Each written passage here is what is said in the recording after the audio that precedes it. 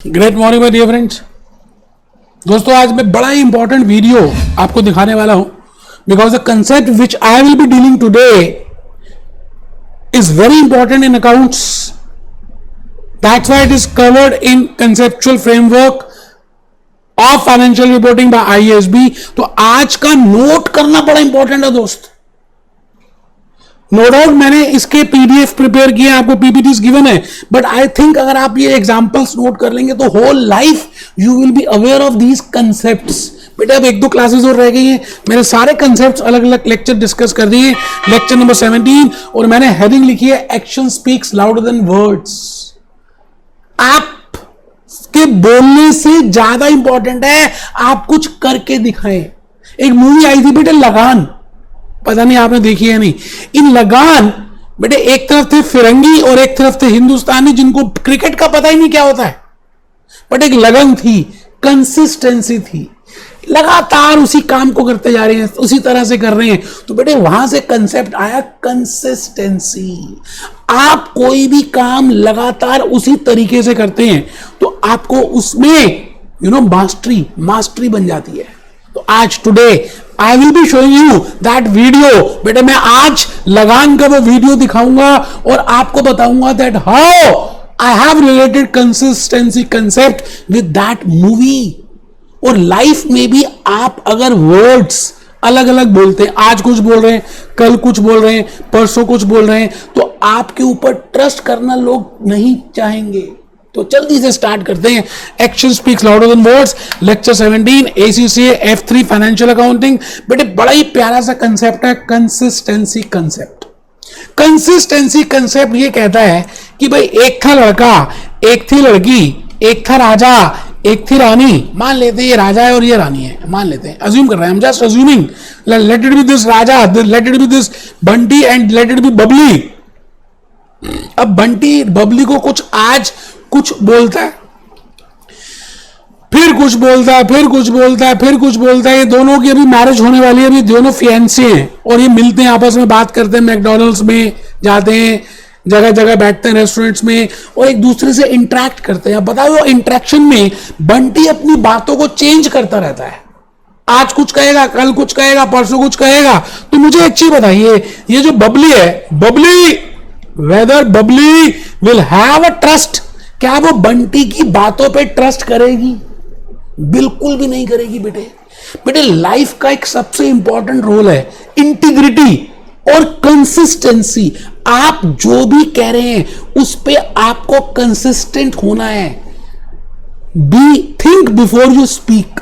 आप जब बोल रहे हैं तो you have to follow consistency. Similarly in accounts. बेटा आप ये बताइए, मैं भी आज कोका कोला के आपको फाइनेंशियल स्टेटमेंट शो करूंगा। अब कोका कोला ने फाइनेंशियल स्टेटमेंट यहां पे शो किए हैं, जरा देखते हैं। पहले कोका कोला को ही देख लेते हैं बेटा। ये देखिए जी, Coca Cola, Coca Cola, Coca Cola कहां है? कोका कोला कहां हो? कोका कोला ये देखिए, in this Coca Cola, let it be like this. मैं आपके सामने पहले इनकम स्टेटमेंट की बात करूं,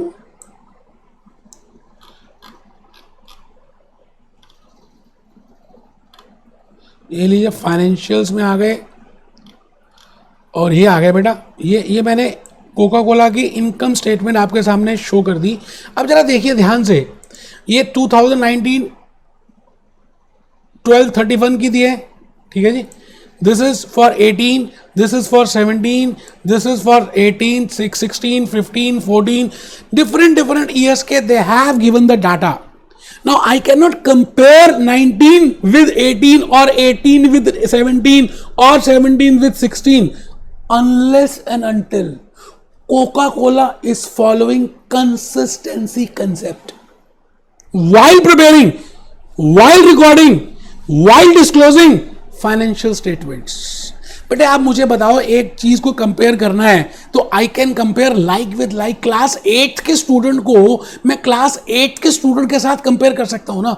I can not compare 8th with 9th, और I can not compare ACC qualified with you knowledge who is ACC aspirant. Knowledge level is different, so how can I compare? इसी तरह से अगर Coca Cola assume करते हैं 1920 में depreciation का method straight line follow करती है और 18 में रिटर्न डाउन वैल्यू मेथड, 17 में double discounting method. It means they are not sticking to one method, they are changing every year. So this will give this will not help the users to compare the financials. Time series analysis नहीं कर सकते बेटे. And Coca Cola का result they cannot compare with Pepsi because this Coca-Cola is not consistent with their accounting policies, with their accounting methods, with their accounting procedures. It means the point is आपको अपनी methods में, अपने policies में, अपने procedures में लगातार same तरह की चीज करते रहना है. Same method, same policies should be followed. Then only I can compare it with peers. Then only I can have a time series analysis. Then only I can have an interfirm comparison. Then only I can have an intrafirm comparison. And then only the public, the users will have the trust. तो consistency का मतलब है आप अपनी बात पे बेटे firm रहे और आप बार बार अपने मेथड्स को, अपनी पॉलिसीज को मत चेंज करें. देखिए मैं एक आपके सामने ये लेकर आने चाहता हूं कि इसी में लेट इट बी, मैं थोड़ा सा आपको दिखाऊं एसेट्स एंड लायबिलिटीज. ये देखिए मैं ग्राफ दिखा रहा हूं बेटे, जो कोका कोला ने एसेट्स और लायबिलिटीज का ग्राफ प्रिपेयर किया है. Now they have shown the quarterly this. Now the graph is this, the increasing trend में आ रहा है. Now the point is if they have followed different policy here और यहां पे अलग फॉलो की है, तो I cannot say that this is growing, I cannot only compare this year with this year if they are following the same method, same procedures. तो simple सी बात है जी, छोटी सी, पहले आप लिख लें फिर हम आएंगे. क्या मैं कहना चाहता हूं, कुछ ज्यादा मुश्किल है भी नहीं है कंसेप्ट. तो चलिए आइए लिखते हैं. इट इज इंपॉर्टेंट, ऊपर हेडिंग लिखिए consistency as the name indicates. It is important. It is accounting policies, accounting practices, presentation and classification of items. Either I can show it as in the income statement as function wise or nature wise. अब एक बार आप function wise को दिखाते हैं, फिर nature wise करते हैं. Coca Cola की अभी बैलेंस शीट आपने देखी, they have shown it as function wise. पहले फैक्ट्री का फंक्शन, फिर एडमिनिस्ट्रेटिव, फिर selling. Next year they are showing it as nature wise. Nothing like this. So it is important that accounting policies, accounting practices लिखना बेटे. आप बारात में नहीं आए. Please write it down. You have to write it down in case you want to clear your examination. Concepts है. मैं खड़ा होकर रिकॉर्डिंग रूम में बेटे ये देख लो, ब्लेजर टाई पहन के आपको सामने फुल एनर्जी के साथ पढ़ा रहा हूं और आप नोट भी नहीं कर रहे बेटे. नींद आ रही है आपको, थप्पड़ मारो खींच के. It is important that accounting policies, accounting practices, presentations and classifications of items in the financial statements is retained. Retained का मतलब same from one period to another. ठीक है जी. Interfirm, मैंने अभी भी बताया, I cannot compare Coca-Cola results with Coca-Cola for the last years. I cannot compare Coca-Cola with PepsiCo. So interfirm and intrafirm analysis can only be possible if consistency concept is followed. बेटे मैं क्या गधों को घोड़ों के साथ compare कर सकता हूं? गधे और घोड़े दोनों एक जैसे दिखते हैं, but I cannot compare class 8th with class 12th student. I cannot compare it because there is no consistency in that. So while comparing it, it is very important that there has to be a consistency. तो वही बात मैं यहां पे बोल रहा हूं. Third point लिखिए, consistency concept does not prohibit. अब इसका मतलब ये नहीं है कि आप चेंज कुछ करोगे नहीं जी, हम तो कंसिस्टेंट बने रहेंगे. No, you can change if IFRS permits you, but बार बार चेंज करना is not necessary. It is not fruitful. It is not worthy. It is not trustworthy, I will say. So don't change it. But if IFRS says or a new standard comes or a new method is there, तो बेटा वो लिखा है consistency concept does not prohibit change in policies, methods, procedures if it is requirement of new IFRS.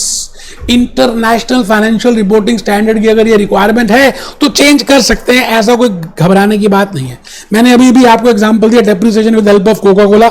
Inventory valuation की बात की मैंने अभी बताया, अभी देखते हैं गधे और घोड़े की बात की. I can not compare ACC with IIT because that is not consistent. both have different knowledge. If I want to compare it, they should have same level of knowledge. ठीक है जी, लाइफ में भी आप यूज करते हैं. मैंने आपके सामने एक एक्सप्लेनेशन लिखी हिंदी में, बिकॉज कुछ स्टूडेंट्स की ना हिंदी कमेंट्स आ रहे हैं that sir please also explain in Hindi. Okay, so explanation in Hindi. My accounts, हमें अकाउंट्स एक जैसे नियमों को फॉलो करके बनाने चाहिए. मैंने हिंदी में लिखा, it means I have to prepare accounts as per one rules, same policy, same procedures.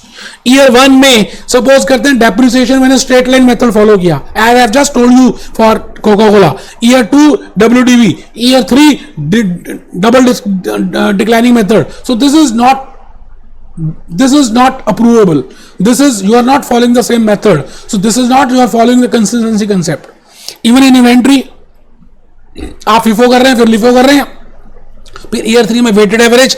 बेटे ये कहां की बातें हैं, कभी कुछ कभी कुछ कभी कुछ. आप फाइनेंशियल स्टेटमेंट्स भी जो प्रिपेयर कर रहे हैं, you are not sticking to that. कभी आप ईयर 1 में जनवरी टू दिसंबर की फाइनेंशियल स्टेटमेंट बनाते हैं, ईयर 2 में आप अप्रैल टू मार्च फॉलो करते हैं, ईयर 3 में आप दिवाली से दिवाली फॉलो कर रहे हैं. ये कोई ठीक बात है? This is not consistency concept. बेटे कंसिस्टेंसी ये कहता है कि एक बार आपने जो किया उस पर बार बार बदलो मत. आइए जरा देखें कि विकिपीडिया क्या बोलता है. बेटे विकिपीडिया बहुत कुछ बोलता है, जरा देखें क्या कहता है. Convention of consistency. ठीक है जी. In accounting the convention of consistency is same and management accounting. ठीक है, financial statements over a number of time period, this it allows comparison. main objective है, it allows comparison. अगर आप एक ही method follow करेंगे in different accounting procedures and this are used for this or different, then the result will not be comparable. ये देखिए, ये बड़ा important word है. The result will not be comparable. Time series नहीं कर सकेंगे आप खुद भी. आप ये खुद लॉजिकली बताइए, आपको खुद ही याद नहीं रहेगा. ठीक है जी. तो आइए, कंसिस्टेंसी एक बड़ा ही इंपॉर्टेंट रोल प्ले करता है इन आर लाइफ ऑल्सो. तो मैं वो लगान का वो एक सीन छोटा सा दिखाना चाहता हूं जहां पर उनको क्रिकेट नहीं आती बट वो कंसिस्टेंट रहते हैं अपनी हार्ड वर्क में. रस्सी के आने जाने से पत्थर पे निशान पड़ जाता है. तो एक बार देखते हैं कि क्या लगान आपको सिखा रही है और आप कमेंट बॉक्स में लिखेंगे कि आपको क्या समझ आया. बेटे ज्यादा देर तक मैं नहीं दिखा सकता, आपको जस्ट एक इंस्टेंस बताना है so that you can relate the things.